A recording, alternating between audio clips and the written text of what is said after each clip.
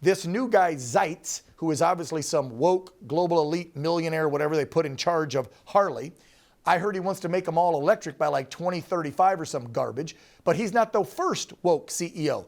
You're saying there was a guy even before him that you went to battle with over Bikers for Trump and the Harley name brand. Fill us in on how this brand has been going woke for years. So like 4 or 5 years ago, they went head to head with Donald Trump after everything he did for them. And they were claiming that they were going to move some of their factories out of the country as a result of the tariffs that Donald Trump had put out. And we were able to systematically break that narrative down and show that they were full of you know what. And so as a result of that, they kind of came back around to some degree, but not really. But they've been on it. They've been pissing off the biker community for many, many years now. Back in the 70s, the bikers would turn their Harley Davidson shield upside down in protest of the Harley Davidson. That was back when it was owned by AMF, the bowling ball company. I remember that. Since then, we've had a lot of problems. If you look at the shield that they have right now, it's just a shield. They've taken the writing out of it. The one that you have on the screen right now, they only show the outline of the screen of the shield. That is one of their efforts to try to divorce themselves from this brand.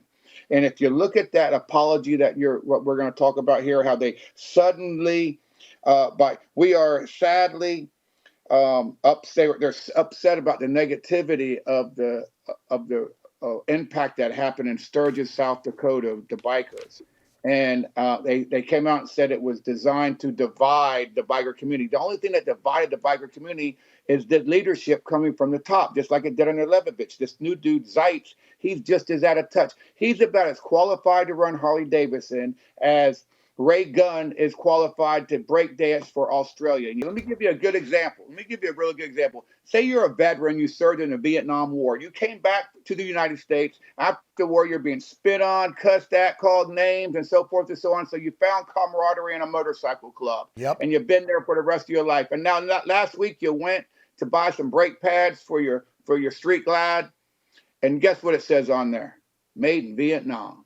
Okay? Yeah. They might assemble the bikes here, but they don't make them here. No, I know that. Right? And Chris, they've been doing that for years, right? They've been lying to the American people, because I was told that over a decade ago. They were like, hey, because I ride a Victory. And I was so bummed when Victory went out of business in 2018 because they were all 100% made in Spring Lake, Iowa. Every part was too.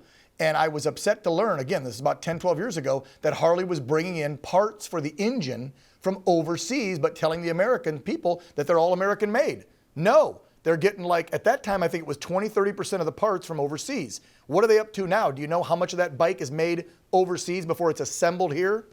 I don't think any of it. I think all of it's made overseas. But really? What they are saying now is that they're going to start putting them together in the Philippines and then shipping them back here. Look at me, Harley. Nobody's going to be buying your products unless you get rid of this guy. We don't need a German snowflake coming in here and trying to rewrite the biker community ethics book. We don't need that. We are able to govern ourselves. We're able to make the right decisions. We love our country. We're patriots. These guys have served their country. If not in the military, there's a lot of them are police officers that are serving it. These are patriots. We want to keep Harley Davidson the way it's been for many years. Back off. Stop trying to tell us what to do. Because I, for one, won't be buying another motorcycle.